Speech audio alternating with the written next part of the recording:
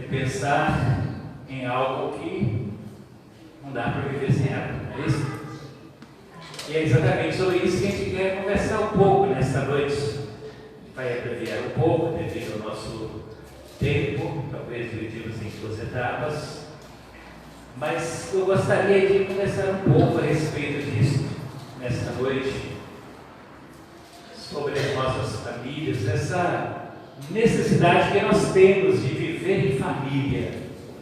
Não dá para viver sem entendermos o contexto da nossa família. Em Gênesis capítulo 1, texto muito conhecido, versículos 27 e 28, nós lemos o seguinte: Deus criou o homem à sua imagem, a imagem de Deus o criou, homem e mulher os criou. Deus os abençoou e lhes disse: sejam férteis, multipliquem-se, encham e subjuguem a terra, dominem sobre os peixes do mar, sobre as aves dos céus, sobre todos os animais que se movem pela terra. Deus os abençoou. Senhor, esta é a palavra do Senhor para nós hoje, nesse tempo em que nós voltamos os nossos pensamentos às nossas famílias e desejamos, Deus, fortalecer os nossos laços familiares, renovando, Deus, a cada dia também a nossa vida com o Senhor, dentro do contexto da família, entendendo a cada momento o nosso papel dentro de casa, nos nossos relacionamentos familiares. Assim entendemos também os nossos relacionamentos com os nossos irmãos, com a igreja do Senhor Jesus.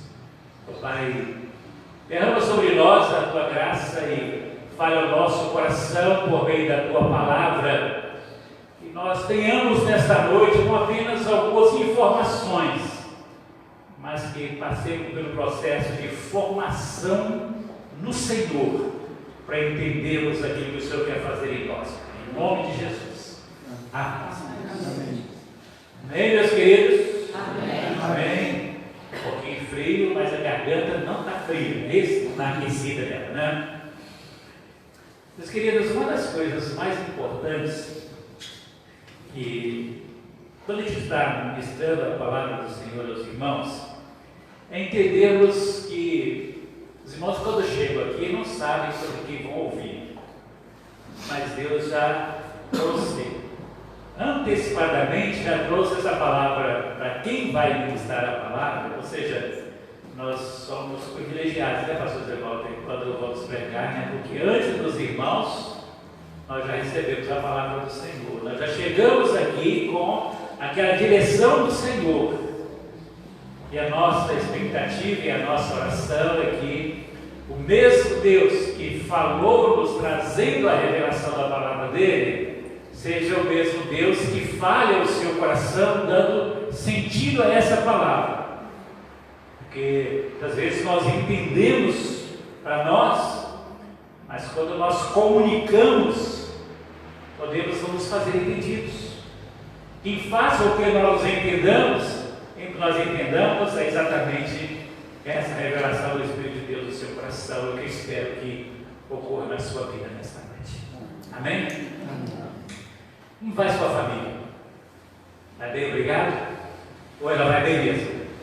Porque se vai bem, obrigado é uma expressão bem teórica e em alguns momentos bem falsa, né? Chega, como é que está a família? Está bem. Está bem coisa nenhuma, tá? Uma desavença completa, está tudo bem, porque a gente sempre tem essa tendência, né? Quando nós cumprimentamos a pessoa, né? Tudo bem? Qual a resposta que nós damos? Está tudo bem. É uma forma de cumprimento apenas. Mas no interior, quando nós passamos então a avaliar o nosso contexto individual, nossa relação pessoal com a família, nós então precisamos parar um pouco para pensar a respeito da família. Por quê? Porque, meus queridos, a família, ela existe antes do pecado.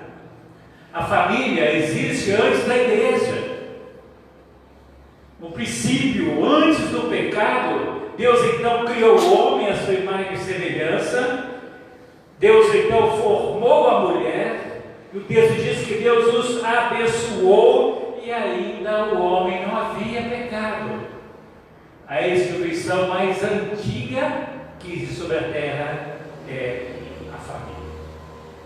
Exatamente por causa disto que há essa luta tremenda do diabo de querer destruir a família, assim como ele conseguiu destruir o homem ali no Éden com o pecado. Ele quer destruir aquilo que Deus criou para o homem, para o benefício do próprio homem. Por isso, tantas coisas que surgem no decorrer do tempo a respeito de família.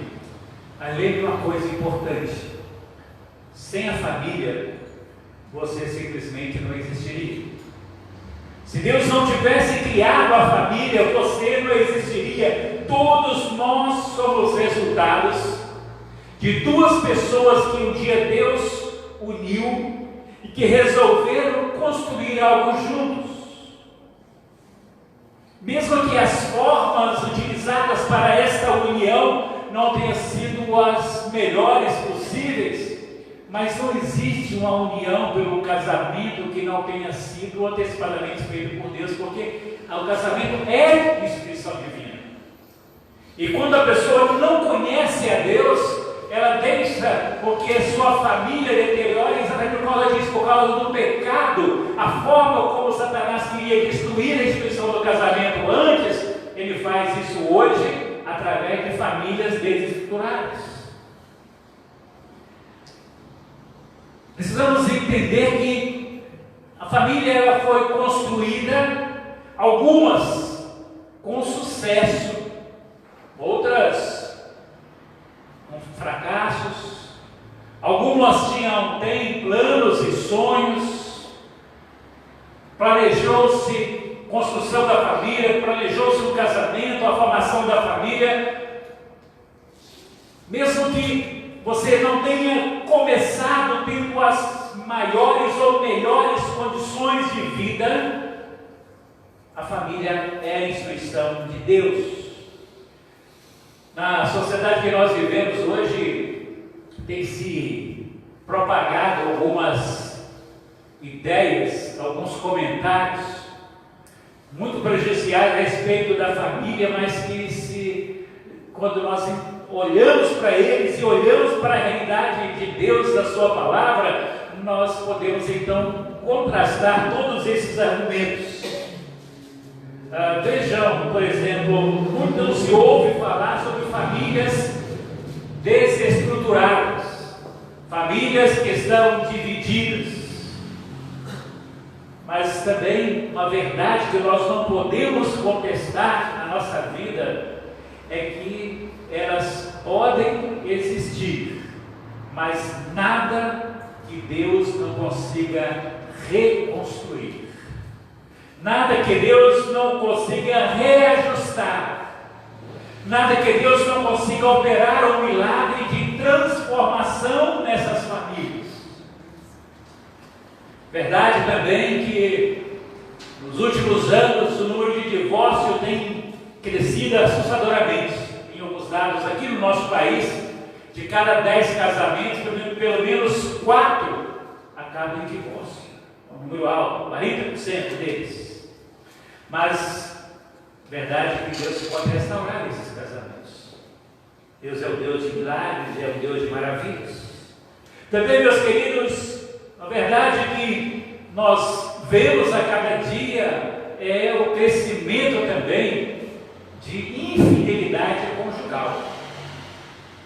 Essa infidelidade, tanto do homem quanto da mulher, são dados que realmente nós observamos e continua crescendo, existindo entre famílias, mas também é verdade que o número maior é de pessoas que são fiéis. Pessoas que honram realmente a Deus e respeitam a instituição do casamento criado por Deus, baseado na fidelidade. A verdade também é que vivemos um tempo em que muitos jovens e adolescentes, inclusive crentes em Jesus Cristo, são filhos egoístas, desobedientes, rebeldes, mas também não é verdade que transferir isso tudo para a igreja. Percebeu-se isso agora na pandemia. Surgia muito igreja, porque os pais estão transferindo a educação dos filhos para a igreja ou para a escola. Não, os pais podem não estar educando como deveriam nas suas casas. Mas essa transferência não existe, porque a escola não educa, ensina, não é isso? A escola não ensina, não educa, ela ensina. E educa filho, é pai e mãe. Os filhos são desajustados, rebeldes, é consequência do não exercício do papel dos pais da educação dos seus filhos. Verdade também que existem muitos pais, inclusive crentes em Jesus, que são péssimos na convivência familiar. São péssimos no relacionamento com a esposa, com os filhos. Péssimos nessa questão de zelar pela preservação, pelo cuidado da sua casa. Mas eles têm a oportunidade de formar e moldar o caráter dos seus filhos, mas eles precisam primeiro passar por uma transformação nas suas próprias vidas. Meus queridos, mesmo diante de tantas coisas que surgem para combater a criação da família, a cada dia que passa, o que nós vemos e entendemos que, por maiores que sejam as dificuldades, não dá para viver sem a nossa família. Não dá para viver sem os nossos entes queridos. Prova disso é que, por mais que os nossos filhos possam serem rebeldes ou terem atitudes que não nos agradam, nós vemos e corrigimos, nós aceitamos. Mas se alguém falar deles, o que acontece? Tudo cai, quero cair nisso, porque eles são especiais para nós. A mesma coisa os filhos com os pais, os irmãos na mesma família. Há um sentimento em nós de cuidado por aqueles que fazem parte do nosso grupo familiar. Deus colocou em nós esse desejo. Ele é o Criador da família, a ideia é a partir dele, e Ele colocou em nós essa condição de nós não conseguirmos ter uma vida de sentido e significado sem realmente vivermos como família. Precisamos viver como família cada dia. A Bíblia, meus queridos, nos apresenta então algumas situações, algumas verdades que nos ajudam então a entender por que nós não podemos viver sem a nossa família. Eu quero destacar um desses pontos só hoje, e na outra semana eu vou estar com alguns outros, com os irmãos. A primeira coisa que nós aprendemos que não dá para viver sem a nossa família, porque a família ela é o abrigo que nós temos nas tempestades da nossa vida.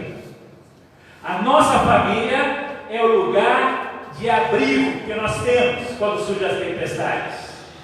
Projeto de Deus, família é lugar de amparo, família é lugar de cuidado.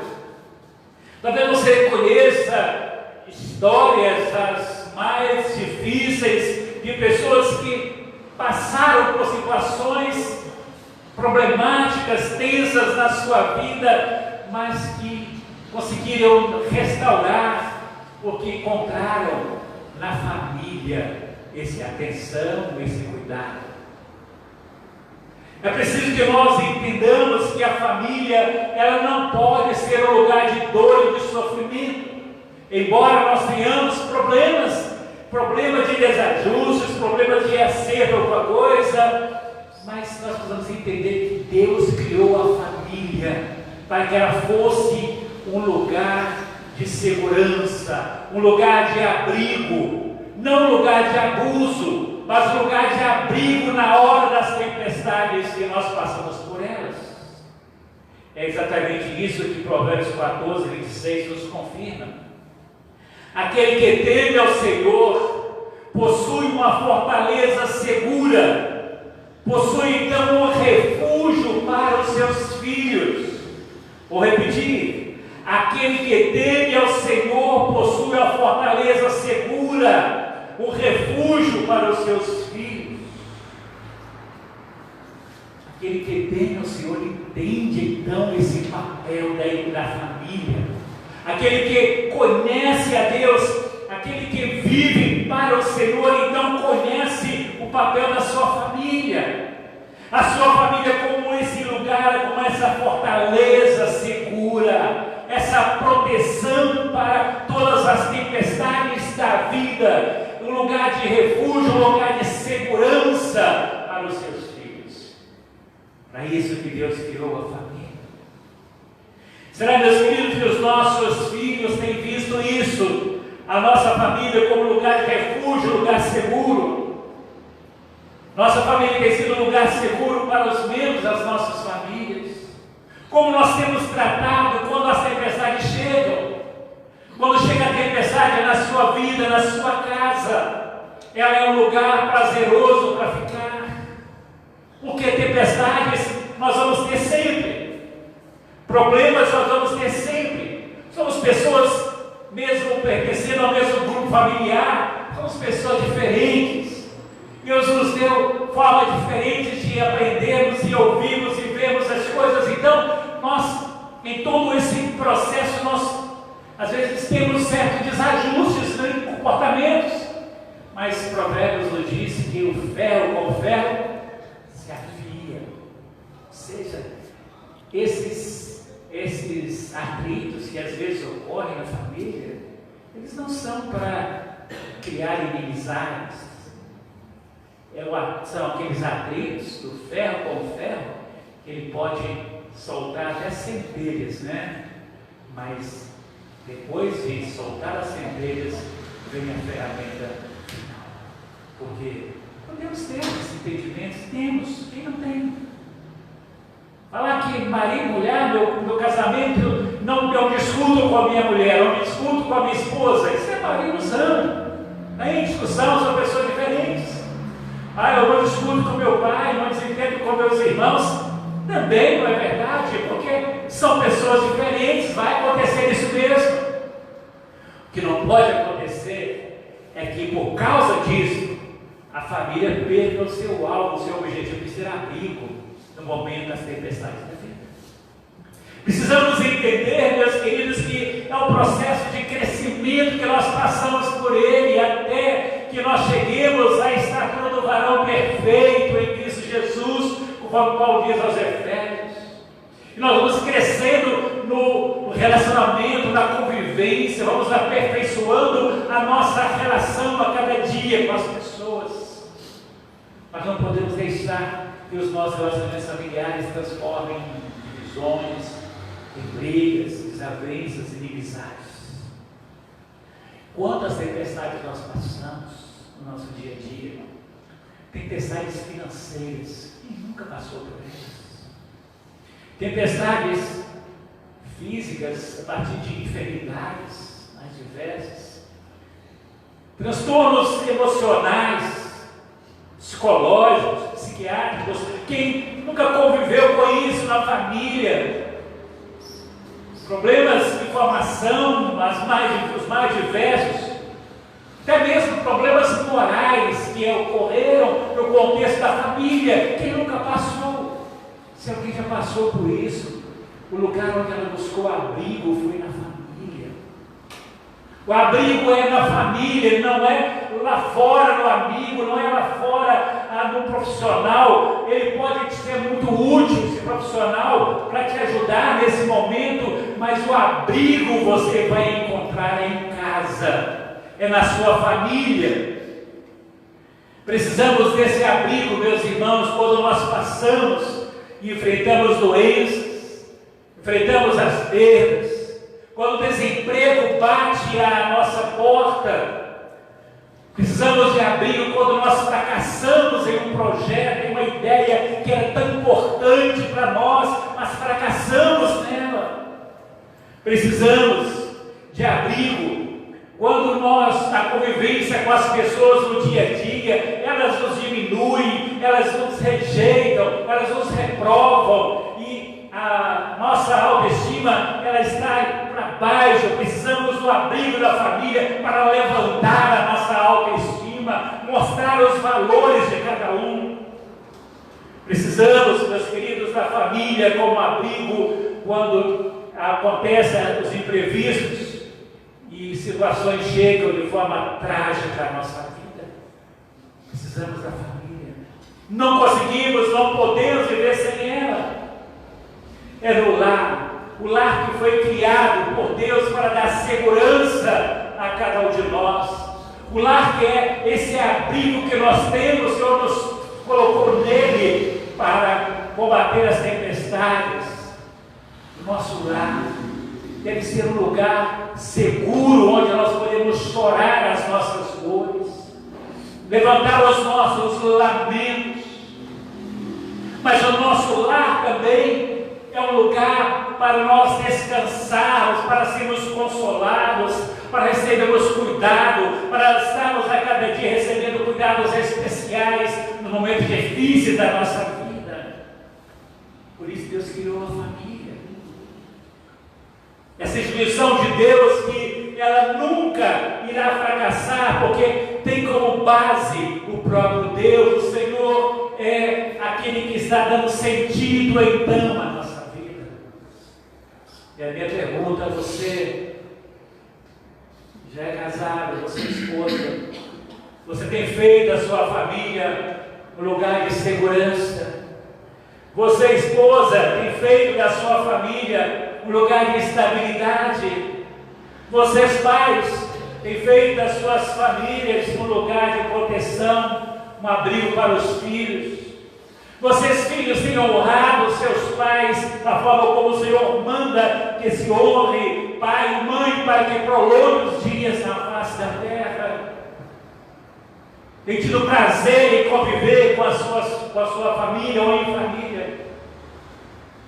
Meu querido, não evite os esforços e investimentos para que sua família seja um porto seguro para a sua vida, seja um porto seguro para aqueles que estão ao seu redor.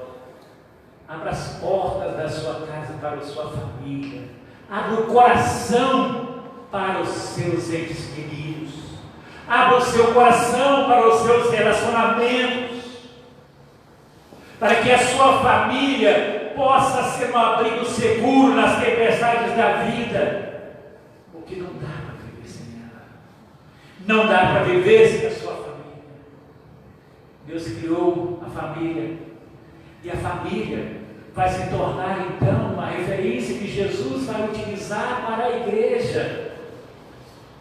Jesus usa a família como um modelo para a sua igreja estabelecida aqui na terra, e vai usar também a família como a referência da sua família espiritual que ele virá buscar, o noivo que vem para buscar a sua noiva e levar para estar com ele para sempre no reino celestial. A família começou lá no Éden com Deus, e ela terminará na eternidade com Jesus. Então vale a pena investir na nossa família, vale a pena transformar a nossa família no lugar de abrigo na hora das tempestades da vida. Vale a pena lutar pela preservação da nossa família. Amém? Amém. Amém. Na semana que vem nós vamos ver com os irmãos dois outros aspectos importantes sobre a nossa família. Por que não dá para viver sem ela? O Senhor nos dê graça nessa noite, queridos. Entendimento desse tempo de tantos ataques para a família ou contra a família, que nós voltemos então a nossa atenção para a palavra do Senhor. que nós voltemos nossa vida para o Senhor, para que Ele seja o Senhor que nos sustenta, para que nós possamos cuidar. Amém? Amém. Deus abençoe.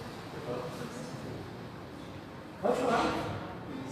Pode, sem problema. Faz favor.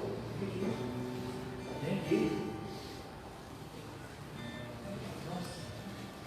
Boa noite, irmãos. Boa noite. Precisa do microfone, pastor. Eu estou ali ouvindo o pastor e lembrando de coisas do passado e que a gente lembra sempre todos os dias. E eu não poderia deixar de falar com os irmãos. É uma poesia que eu sempre falei quando eu era criança, jovem. Acho que as minhas sobrinhas aqui nunca me ouviram falar, porque eu já parei há mais de 30 anos. Mas me veio na mente. Eu não sei se eu vou conseguir falar, mas o meu recado eu vou dar. E eu vou tentar falar essa poesia, porque é de tudo que o pastor falou, né? E a nossa vida, a gente como esposa, e eu vou tentar falar. É uma poesia de Mário Barreto França, é grande, mas eu vou falar rapidinho, os irmãos não vão ter. De Mário Barreto França, O Milagre de um Sorriso. A igrejinha evangélica da vila era simples e pobre. Havia quando muito 100 pessoas, membros fiéis, cujo interesse nobre era levar ao povo sofredor a esperança, nessas promessas boas de paz e de perdão. O evangelho bendito e remedor garante a todo o rio de coração. Os atos de virtude e de bonança que aquela gente simples praticava eram tão naturais como as águas que jorram de uma fonte, como brilha a inocência na criança e o perfume se ebola nos rosais. E foi nesse ambiente de pura crença e piedade rara que numa noite de culto e de oração, um membro que da igreja se afastara pediu para ir à frente fazer uma importante confissão. O pastor consentiu que ele falasse. Um vislumbre de paz, de santidade notava-se estampado em sua face. Olhou a todos com serenidade e com humildade começou a falar.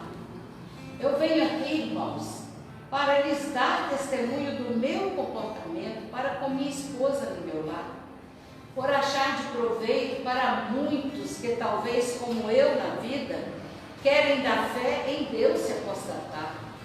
Muitos sabem que foi aqui na igreja que ensaiei os meus passos de cristão. Quando o amor nasceu dentro da minha alma, e a crença fez morada na minha alma, quando em meio às pelejas ou nas bênçãos da calma, era sempre feliz meu coração.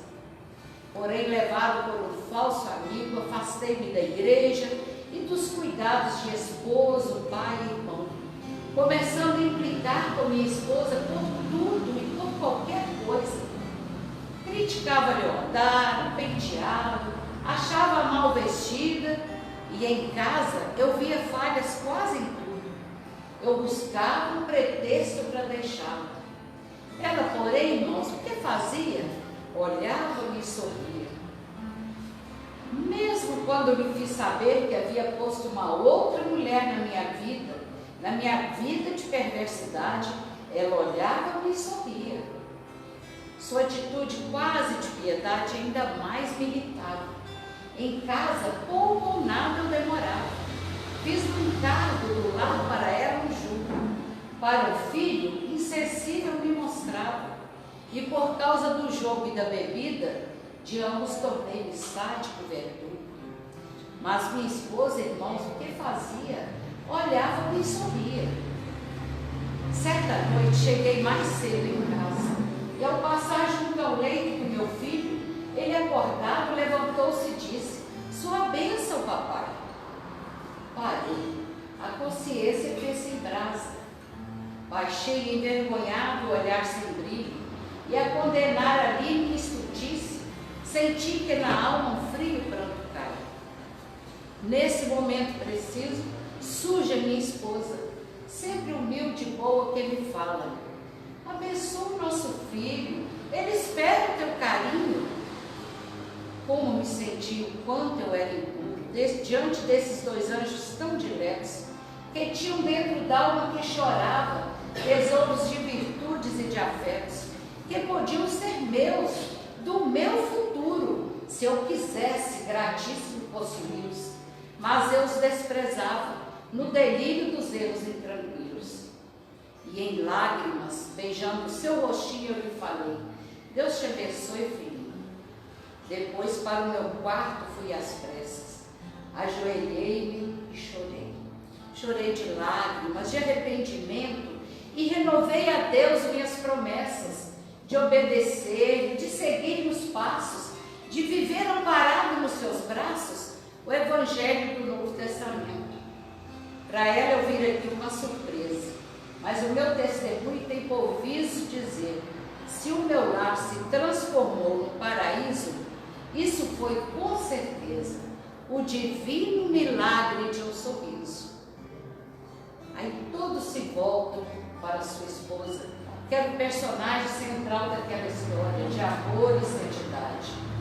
Porém, se em sua fronte não se via a coroa de louros de vitória, nem sua imagem estava no altar, mas nos seus lábios de esposa e mãe havia o angélico sorriso da bondade, para a glória de amar.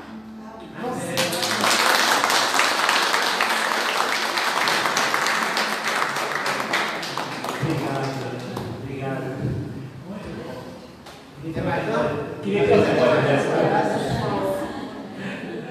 Muito bem, meus queridos. Vamos orar então. Obrigado. Muito bom. Gostei. Deus me abençoou, que eu consegui dar o meu recado. Amém. É importante. Muito bem.